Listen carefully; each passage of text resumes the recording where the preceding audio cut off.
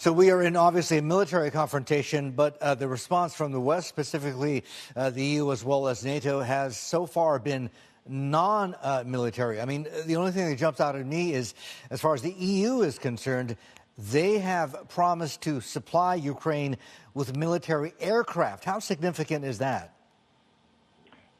It is significant from a political point of view. From an operational one, I think it's more complicated because these will have to be old Russian-built fighter jets. They're not as many as they used to be in the European Union, and you will still have to train the Ukrainian Air Force to be able to operate them.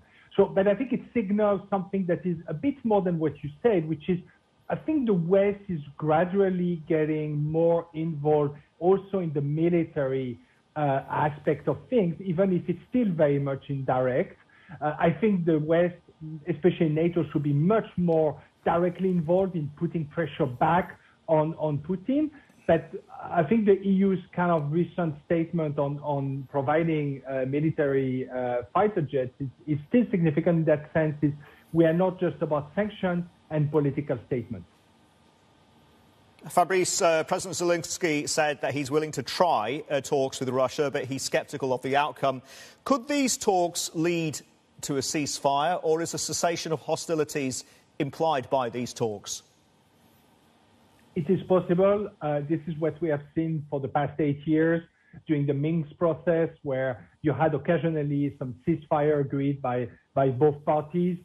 However, I think the reality is that Putin has set himself a pretty clear goal, which is he wants Ukraine to be aligned with his vision of this greater Russia. He doesn't want a democratic, free political system in Ukraine, and he possibly wants some territorial zone of comfort. So I don't think he has achieved that now, because actually his military incursion is meeting more resistance than he expected. So I would think the talks are more about also Zelensky showing that he's not giving up on diplomacy, even though he's very much focused on fighting back.